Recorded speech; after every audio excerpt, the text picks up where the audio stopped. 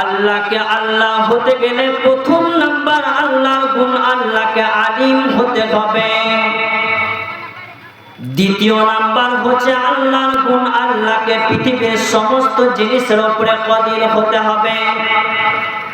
Number 3 আল্লাহকে কদির হতে হবে। নাম্বার 4 আল্লাহকে আল্লাহ হতে গেলে গোলামের ডাকে ডাকে সাড়া দিতে হবে। এতগুলি নাম, শুধু 4টে নাম বলা হয়েছে, আর অনেকগুলি নাম সঙ্গীত বাকি আছে। আমার আল্লাহ এই জন্য নিজের 99টি সিফতকে তুলে ধরেছে আসমাউল হুসনার ভেতরে। বন্ধুরে আমার, কেন সিফতগুলি আনা হলো পৃথিবীর বুকে? এই সিফতগুলি আনার কারণ হচ্ছে যারা এক আল্লাহকে বাদ দিয়ে আর এক আল্লাহকে মেনে চলেছে, তাদের মাবুদের ভিতরে কিন্তু 4টে গুণকে পাওয়া যায়নি।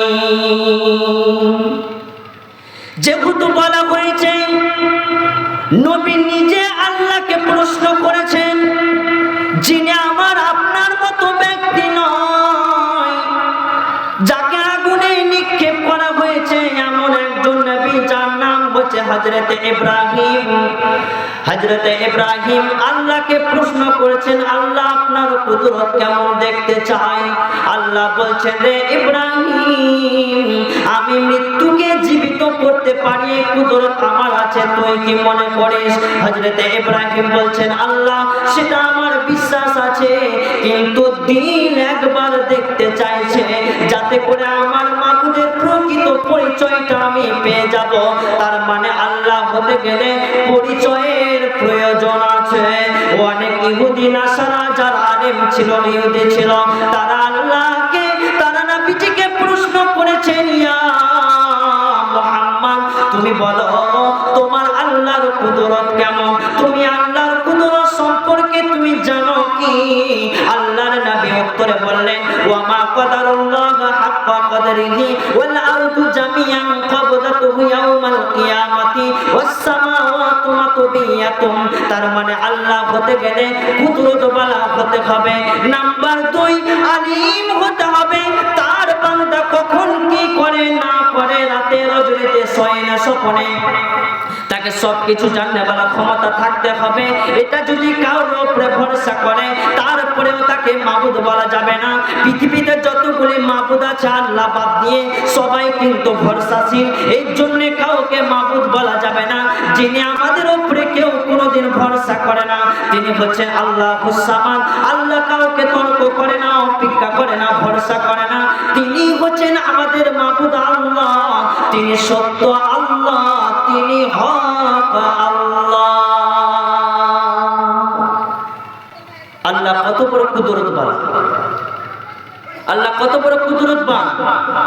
আল্লাহ বলছে, বিসমিল্লাহির রহমানির রহিম। তাবারাকাল্লাযী বিয়াদিহিল মুলকু, তাবারাকাল্লাযী বিয়াদিহিল মুলকু।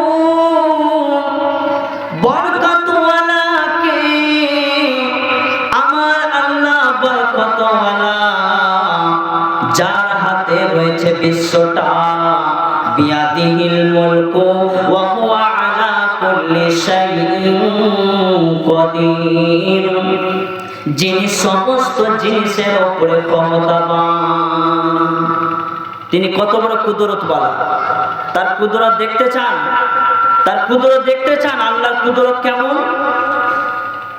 আল্লাহ একটা আয়াতের শেষে বলছেন, ইন্না ফি যালিকা, ইন্না ফি যালিকা লাআয়াতিন লিকাওমিন ইয়াতাফাক্কারুন। পৃথিবীতে যারা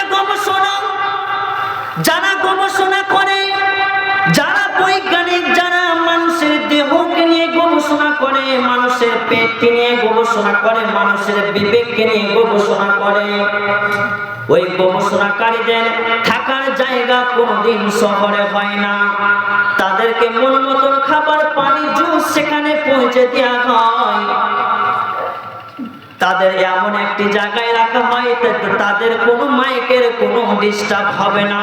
তাদেরকে চ্যালেঞ্জ করে দিয়ে আল্লাহ বলছেন, ইন্না ফি যালিকা লাআয়াতিন লিকাওমিন ইয়াতাফাক্কারুন।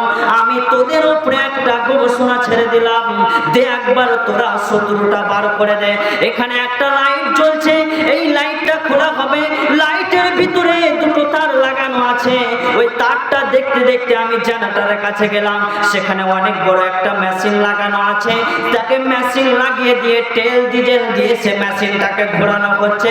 তারপরে এটার গবেষণা করে খুঁজে বার করা হলো। মুরব্বী মানুষ মাথা ঘুরে পড়ে গেল, তাকে হসপিটাল নিয়ে যাওয়া হলো। ডাক্তার বলল অত্যন্ত বেশি গ্যাস হয়ে গিয়েছিল, এই জন্য মুরব্বী মাথা ঘুরে পড়ে গেছে। আমি আপনাদের সামনে বক্তব্য দিচ্ছি, বক্তব্য দিতে দিতে আমার গলাটা ফ্যাস করে বসে গেল।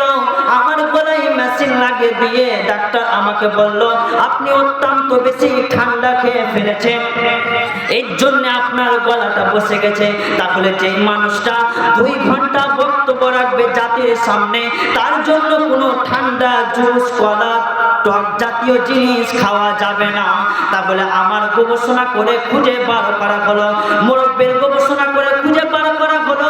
আমার আল্লাহ বলছেন, আওয়ালাম তুমিন, আমার আল্লাহ বলছেন একটা ছেলে মেয়ের জন্য পাগল আর একটা মেয়ে ছেলের জন্য পাগল, দে একবার তোরা 17টা বার করে দে, তোরা সমস্ত গবেষণাকারী ফেল হয়ে যাবি। আমার নাম হচ্ছে আল্লাহ। আমাদের এই সব গবেষণা করার কোনো দরকার নাই, আমাদের জীবনটা তো পুরো শেষ করে দিয়েছে, আমাদের জীবনটা পুরো মোবাইলে শেষ করে দিয়েছে। এর জন্য কবি বলছেন, মোবাইল আসিল কি দোলা লাগিল, পড়াশোনায় ও মন বসে না। হায়রে মোবাইল আসিল কি দোলা লাগিল, পড়াশোনায় ও মন বসে না। পেটে ভাত নাহি যা, পড়া খাবো নাহি থাক, পেটে ভাত নাহি যা, পড়া খাবো নাহি থাক। মোবাইল ছাড়া বন্ধুর ঘুম ভাঙে না। মোবাইল আসিল কি দোলা লাগিল, পড়াশোনা